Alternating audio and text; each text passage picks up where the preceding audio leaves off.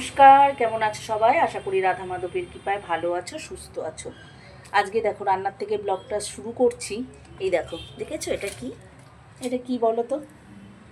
দেখো, এক গোছা নিয়ে এসছে। কদিন ধরে বলছিলাম যে একটু শাপলা খাবো, তার জন্য নিয়ে চলে এসেছে শাপলা। তবে আজ আর এটা রান্না করব না, এটা থাকবে, এটা কালকে করব। এখানে দেখো নানান রকমের সবজি কেটে নিয়েছি। এখানে অনেক কিছু আছে, পাঁচমিশালির থেকেও বেশি সবজি রয়েছে। তো থোড় থেকে শুরু করে বরবটি পর্যন্ত সমস্ত কিছু কেটে ধুয়ে রেডি করে নিয়েছি। এখানে নিয়ে নিয়েছি রুই মাছ, তাতে নুন হলুদ একটু লঙ্কার গুঁড়ো মাখিয়ে রেখেছি। এখানে রয়েছে ঝিঙে আলু আর একটা পেঁয়াজ কেটে রেখেছি। আর এদিকে রয়েছে একটা ইলিশ মাছের মাথা। অনেক দিন হয়ে গেল মাছের মাথাটা ফ্রিজে রয়েছে, আর তার মধ্যে থেকে 7 থেকে 8 দিন চলছিল নিরামিষ, সেই কারণে করতে পারছিলাম না মাছের মাথাটা। তো আজকে ভাবলাম যে সব রকম সবজি আছে যখন, সব রকম সবজি দিয়ে তাহলে মাছের মাথাটাকে চচ্চড়ি করে নিই। কড়াই বসিয়ে দিয়েছি, গরমও হয়ে গেছে। তাতে দেখো দিয়ে দিলাম তেল। প্রথমেই মাছগুলোকে ভেজে নেব। এদিকে বসিয়ে দিয়েছি ভাত। অনেকক্ষণ আগে চালটা ভিজিয়ে রেখেছিলাম, এবার গ্যাসটা ধরিয়ে দিলাম, ভাতটা বসিয়ে দিয়েছি। তোমরা তো জানো আমি ছুরি দিয়ে কোনো রকম সবজি কাটতে পারি না, সেই কারণেই বটি দিয়েই আমাকে সমস্ত কিছু কেটে নিতে হয়। তা আমি একেবারে সমস্ত কিছু কেটে গুছিয়ে নিয়ে তারপরেই রান্নাটা করতে বসি। সেই জন্য কাটাকুটিটা সেইভাবে তোমাদেরকে আমি দেখাতে পারি না। তেলটা গরম হয়ে গেছে, প্রথমে আমি মাছগুলোকে ভেজে নেব।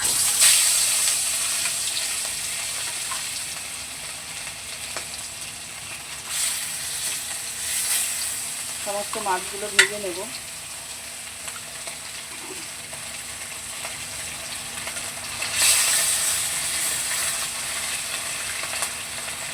এক এক করে লাল করে মাছগুলোকে বেশ সুন্দর করে ভেজে নেব। মাছটা একটু ভাজা হয়ে গেছে, এবার আমি উল্টিয়ে দেবো।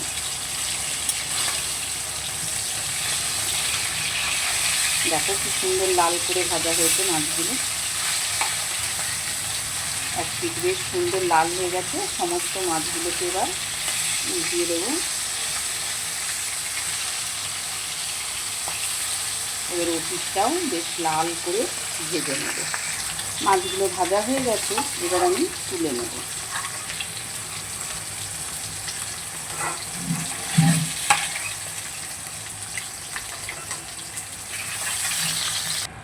এবারে বাকি মাছগুলো আবারও ভেজে নেব।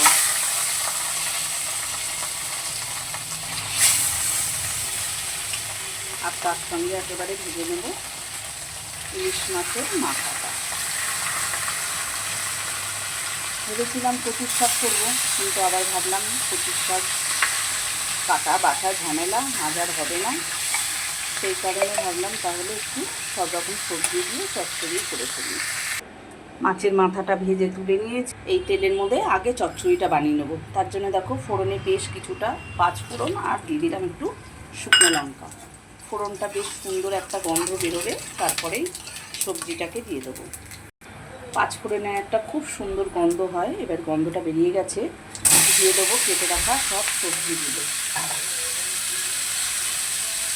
সবজিগুলো দিয়ে বেশ সুন্দর করে এগুলোকে নেড়ে চেড়ে একটু হালকা নেড়ে চেড়ে নেব। ভাজবো না সেরকমভাবে, হালকা একটু নেড়ে চেড়ে নেব। বেশ ভালো করে নেড়ে চেড়ে নিয়েছি। এবারে দিয়ে দেবো এর মধ্যে স্বাদ মতন লবণ,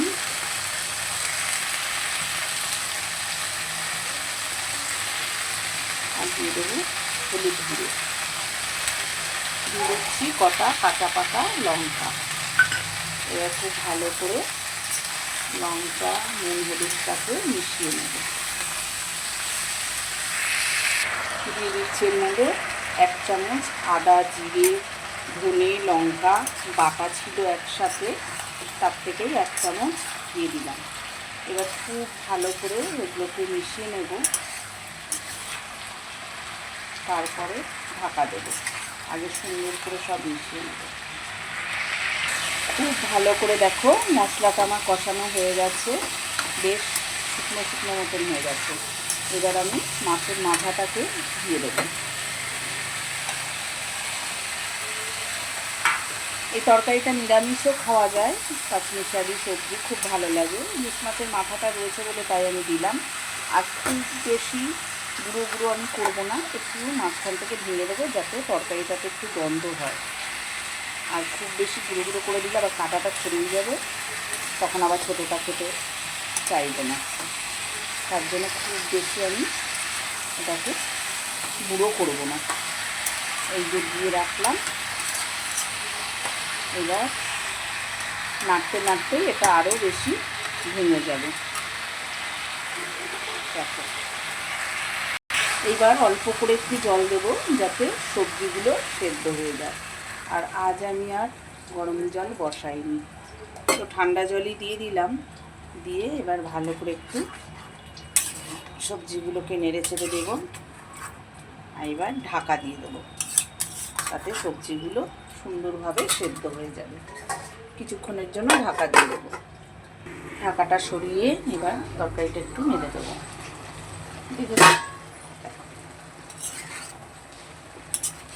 আমি তো অল্প জল দিয়েছিলাম, তার মধ্যে ঝিঙে রয়েছে, থোড় রয়েছে, তার থেকেও বেশ কিছুটা জল বেরিয়েছে। সবজিটা প্রায় সেদ্ধ হয়েই গেছে, তবে এই ঝোলটাকে পুরো টানিয়ে শুকনো শুকনো করে নেব, তাহলেই আসবে টেস্ট। এবার বেশ খানিকটা দিয়ে দিচ্ছি মিষ্টি। পাঁচমিশালি সবজি, একটু মিষ্টি দিলে বেশ খেতে লাগবে। তো দিয়ে দিলাম একটু চিনি। এবার ভালো করে মিশিয়ে নিই, আবারও কিছুক্ষণ ঢাকা দেবো, এই জলটা যাতে শুকনো শুকনো হয়ে যায়। তরকারিটা ওদিকে বসিয়ে দিয়ে তোমাদেরকে নিয়ে চলে আসলাম আমার জানালার ছাদ বাগান। মানে এটা জানলাই আমার যে সবজির বাগান সেটা নিয়ে আসলাম। দেখো উচ্ছেটা, দেখো তোমাদেরকে এটা দেখানোর জন্যই নিয়ে আসলাম। কত সুন্দর লাগছে, দেখেছো উচ্ছেটা কীরকম বড় হয়েছে। ওখানে একটা হয়েছে, আর এই দেখো এইখানেও একটা হয়েছে, বেশ বড় হয়েছে কিন্তু উচ্ছেটা। ওর বাবা বলল বেশ কদিন আগে একটু ছোটোই দেখছিলাম, আজকে অনেকটাই বড় হয়ে গেছে। তা বললাম তাই, তো দেখতে কিন্তু বেশ লাগছে যাই বলো। আগের গাছটাতে উচ্ছেগুলো হচ্ছিল না, মরে যাচ্ছিলো, কেমন হলুদ হয়ে যাচ্ছিলো। তবে এবারের এই দিকের গাছটাতে বেশ দু তিনটে উচ্ছে ধরেছে। ওইখানে দেখো আরও একটা হয়েছে, তবে আরও একটু যদি মাটি হতো তাহলে হয়তো আরও সুন্দরভাবে হতো। আর এই পাশে যেটা হয়েছে সেটাতে আবার হলুদ হয়ে গেছে। বেশ অনেকগুলোই দানা ফেলেছিলাম, তার জন্য চারিদিক জুড়েই উচ্ছে গাছগুলো হয়েছে। ঠিক আছে, কি দারুণ লাগছে। ও আরও একটা আছে, চলো চলো চলো এটাও তোমাদেরকে দেখাই। এই দেখো, দাঁড়াও ভালো করে একটু তোমাদেরকে দেখাই। পোস্টারটার পুরো গা জুড়ে ওই যে আরও একটা উচ্ছে দেখা গেছে। তাহলে বেশ চারখানা উচ্ছে দেখা গেল। কি সুন্দর লাগছে না দেখতে, অপূর্ব সুন্দর লাগছে। আমার তো বেশ লাগছে, যখন এখানটায় বসে থাকি তখন আরও ভালো করে দেখি। আর দেখো ওদিকে আবার বৃষ্টি শুরু হয়ে গেছে। তরকারিটাকে আবারও দেখে নিই। ঝোল অনেকটাই শুকনো হয়ে গেছে, আর বেশ কিন্তু মাখো মাখো হয়ে গেছে। দেখো, এরকম চচ্চড়ি কে কে ভালোবাসো আমায় বলো। আমি তো খুব ভালোবাসি। এতে যদি মাছের মাথা নাও বা থাকে তাতেও কোনো অসুবিধা নেই, তাও কিন্তু পাঁচমিশালি সবজি বেশ লাগে। ভাত রুটি সবার সাথেই খুব ভালো লাগে। বেশ সুন্দর মাখা মাখা কিন্তু হয়ে গেছে। ভাবছি এই জলটাকে আরও একটু টানিয়ে আরও একটু শুকনো করবো। যতটা শুকনো তোমরা করবে তত টেস্ট হবে খেতে। বেশ সুন্দর, দেখো বেশ সুন্দর শুকনো শুকনো হয়ে গেছে। চচ্চড়িটা আমার হয়ে গেছে, এবার আমি চচ্চড়িটাকে নামিয়ে নেব।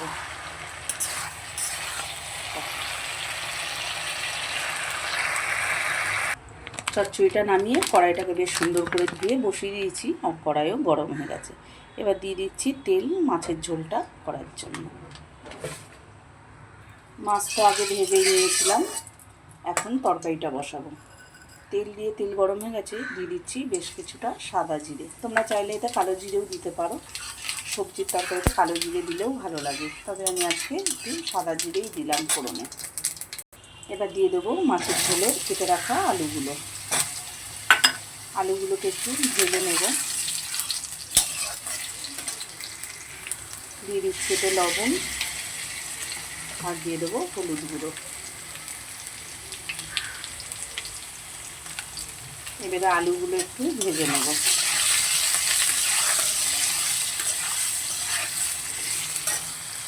আলুগুলো দেখো একটু হালকা লাল লাল হয়ে গেছে। এবার আমি দিয়ে দেবো একটা পেঁয়াজ কেটে রেখেছি, সেই পেঁয়াজটাকে দিয়ে দেবো।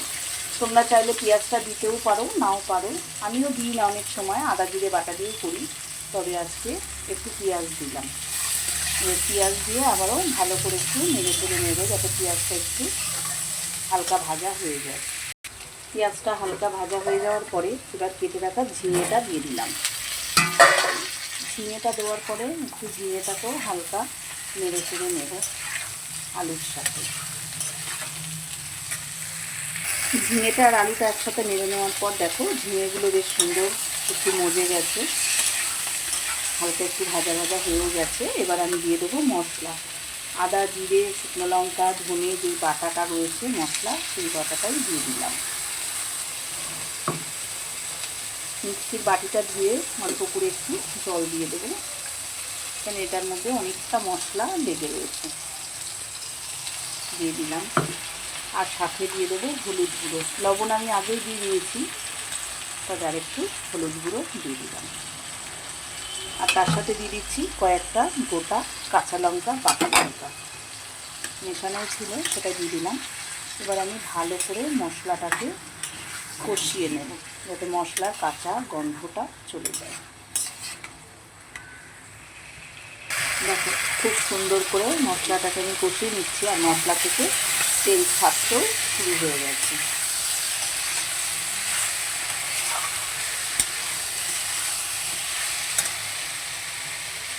আবারও সামান্য একটু জল দিয়ে দিলাম,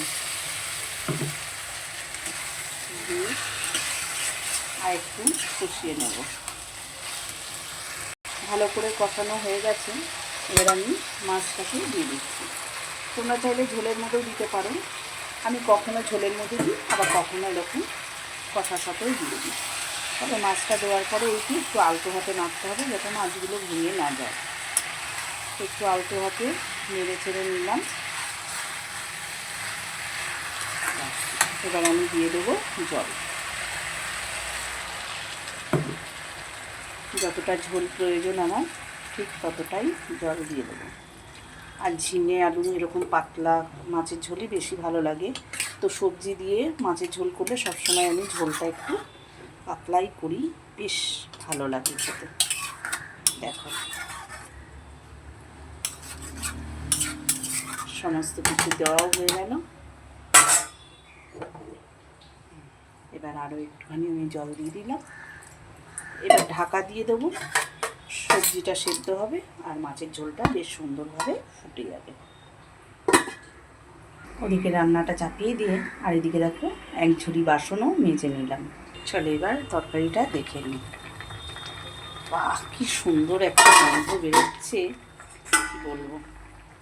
ব্যাস মাছের ঝোল তো রান্না আমার হয়ে গেছে, একটু ঝোলঝোলি রাখবো।